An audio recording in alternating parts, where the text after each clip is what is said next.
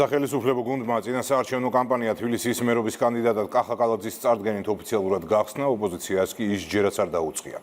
ამ ეტაპზე მხოლოდ ის არის ცნობილი, რომ რადიკალები ფსონს ალეკო ელისაშვილზე ჩამოვლენ. რამდენიმე დღის წინ ქრონიკის მიერ გავრცელებული ინფორმაცია თავად ელისაშვილმა პრაქტიკულად დაადასტურა.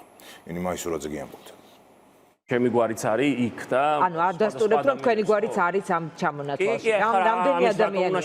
ალეკო ელისაშვილმა ფაქტობრივად დაადასტურა ის, რაც ქრონიკის მაყურებელმა ისედაც იცის. ლელო გახარიას ერთობა თვითმმართველობის არჩევნებში თბილისის მერობის კანდიდატად სწორედ ელისაშვილს განიხილავს. როგორც ჩანს, ოპოზიციის ფსონი ისეთი უნარების მქონე კანდიდატისკენ იხრება, ვინც უპრინციპობით გამოირჩევა. ელისაშვილის აღიარების მიუხედავად, ინფორმაციას ჯერ ისევ მალავენ ლელოში.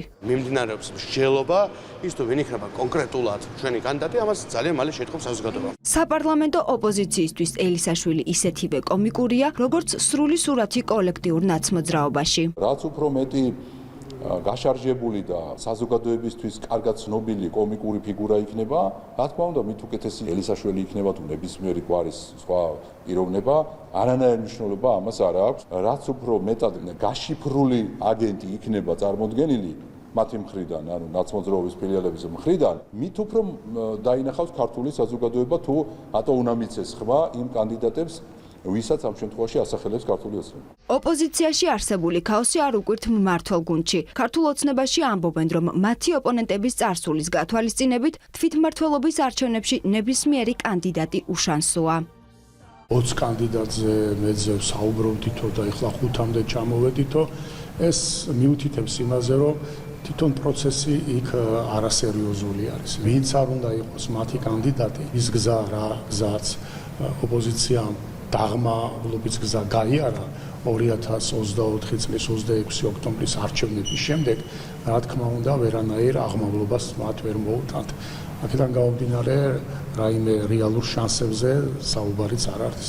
4 ოქტომბრის მოახლოებასთან ერთად ოპოზიციაში დაძაბულობა იმატებს. მმართველი გუნდი კი 64-ვე მუნიციპალიტეტში დამაჯერებელი გამარჯვებისთვის ემზადება. ვიზეც არის საუბარი, ეს კანდიდატები თავისთავად მეტყველებს იმაზე, რომ ძალიან უჭირს ოპოზიციას. თუმცა ეს არის მათი საქმე, ხო? ჩვენ არ გვაინტერესებს, როგორ ემზადება ამ არჩევნებისთვის ოპოზიცია, ჩვენთვის საინტერესოა, როგორ ემზადებით ჩვენ და ხედავთ, რომ ჩვენ ემზადებით ძალიან აქტიურად. ჩვენ გვაქვს ერთადერთი მიზანი 64-ვე მუნიციპალიტეტში მოვიგოთ როგორც მერის, ისე საკრებულოს არჩევნები და აბსოლუტურად დარწმუნებული ვარ, რომ 64-ვე მუნიციპალიტეტში მოვიგებთ. სახელმწიფო გუნდმა წინა საარჩევნო კამპანიის სტარტი უკვე აიღო. ოფიციალურად წარდგენილია თბილისის მერობის უალტერნატივო კანდიდატი კახა კალაძე. საარჩევნო სლოგანი ასეთია: მშვიდობა საქართველოს, მეტი სიკეთე თბილისს.